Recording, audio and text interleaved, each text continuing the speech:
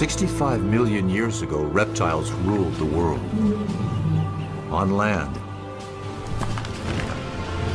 in the air,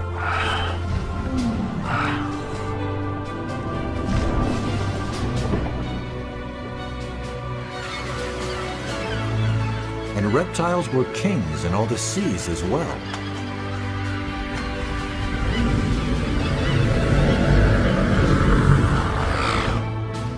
But then came a great cataclysm from outer space. An asteroid 12 miles in diameter struck the Earth. This asteroid's massive impact unleashed the power of more than 100 atomic bombs.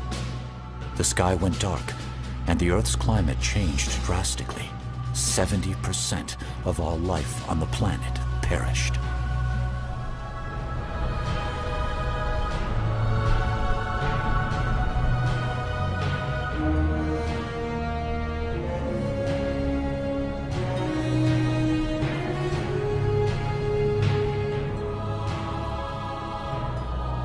In the Middle Triassic, it's hot and dry on land with little to eat. In the sea, life flourishes again. Several reptile species have returned to the marine environment, thriving on the plentiful food supply.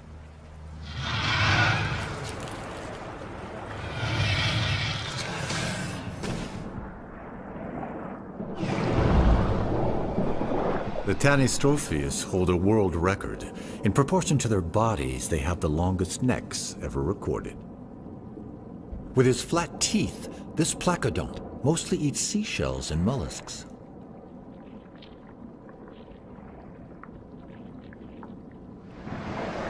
Aren't those turtles? Not at all, but they too have developed a tough armor to keep them relatively safe from the great predators of the Triassic, like the nothosaur.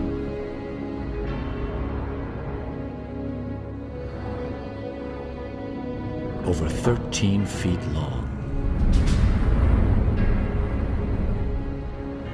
Very dangerous, and an excellent swimmer. But it is no chance of catching up with a Mixosaurus.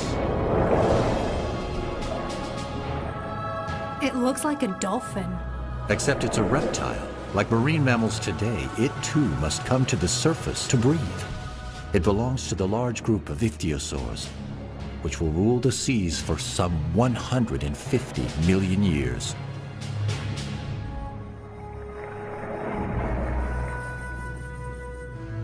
That one doesn't seem quite big enough to rule anything.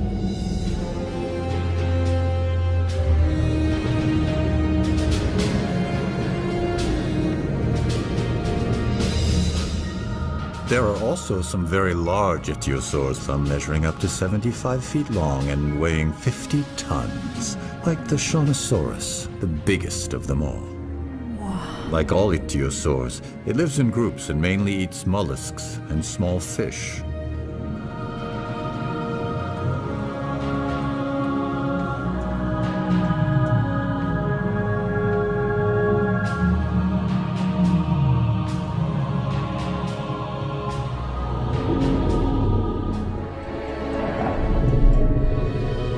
Here is a pair of Liopleurodon. The male is attempting to court the female. Look at her. 50 feet of sheer muscle, 4 deadly paddle-like limbs, and jaws about 10 feet long that hold teeth, even bigger than the one I gave you.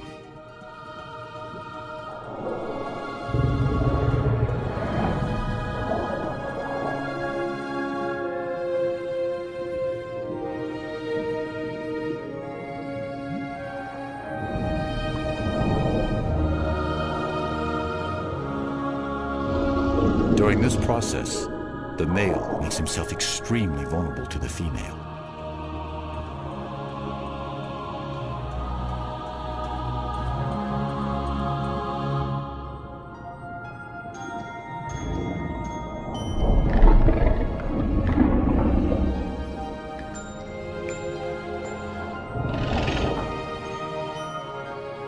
It seems to have worked.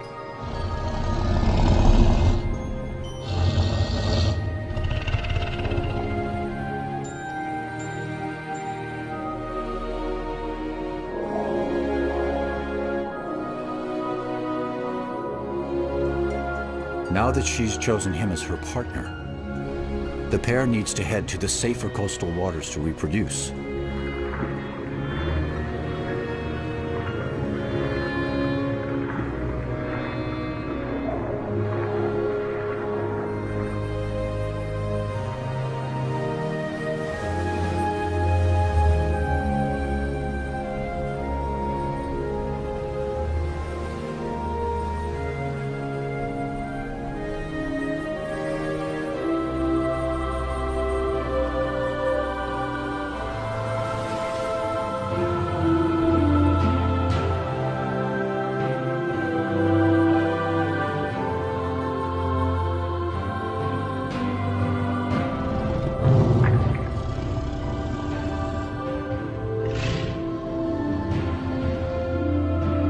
Like sharks, the male Liopleurodon holds on to the female while mating.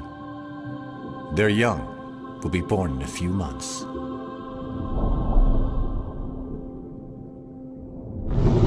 What happened? It seems that upon separating, she has accidentally injured his eye. The pain has made him lose consciousness for a while. In the end, though, the Liopleurodon remains a super predator that lives alone.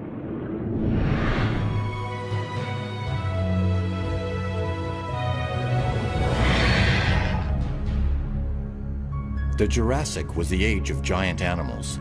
The Leedsichthys is approximately 100 feet long, probably the largest fish of all time.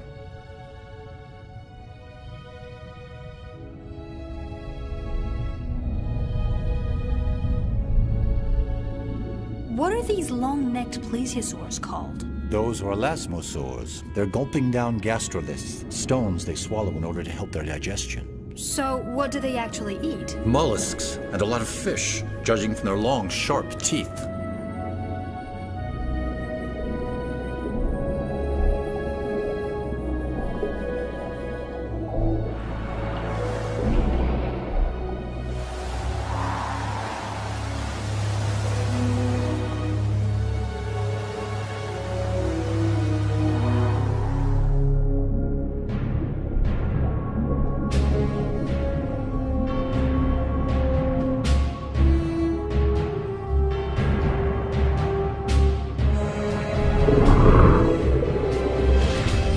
I believe that's the male Liopleurodon that was wounded some time back.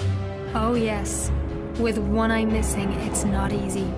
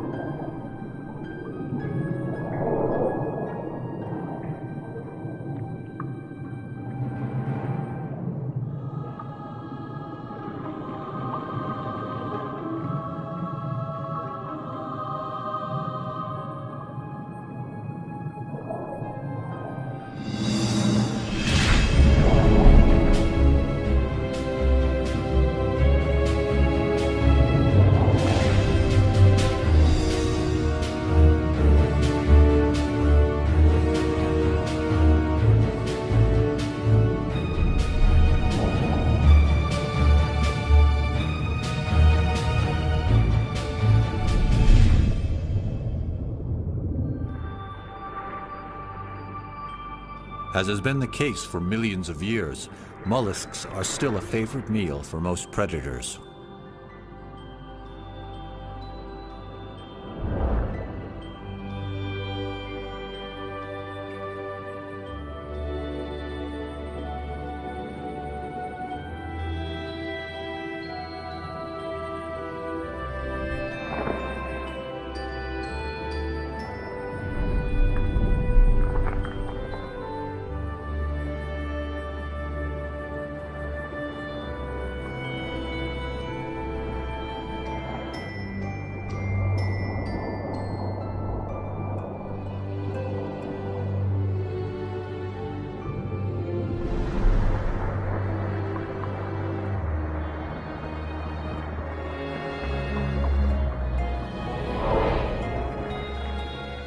So the plesiosaurs are still around in the Cretaceous.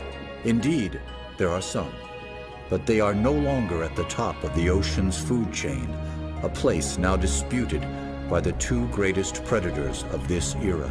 In this corner, the largest fish of the Cretaceous, a 23-foot-long shark.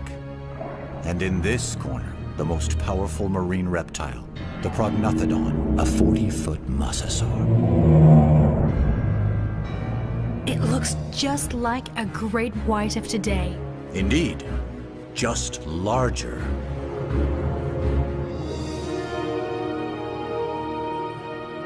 But the shark is never going to measure up to that.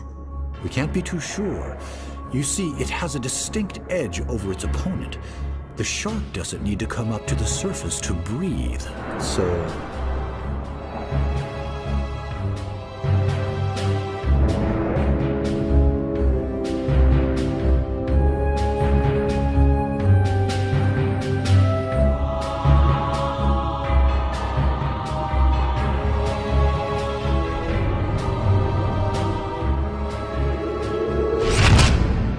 At the end of the Cretaceous, the interior seaway running through the middle of North America had not yet completely disappeared.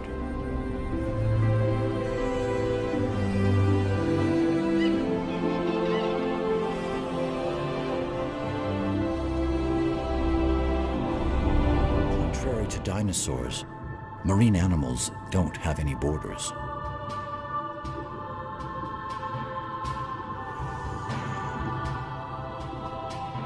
These are young 13-foot-long sharks. After hours of laying her eggs on the beach, this turtle is exhausted. Easy prey for starving sharks.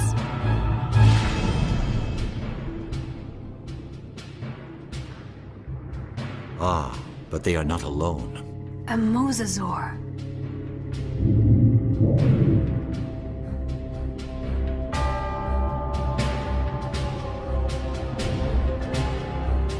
This large predator truly is the marine equivalent of the famous T-Rex.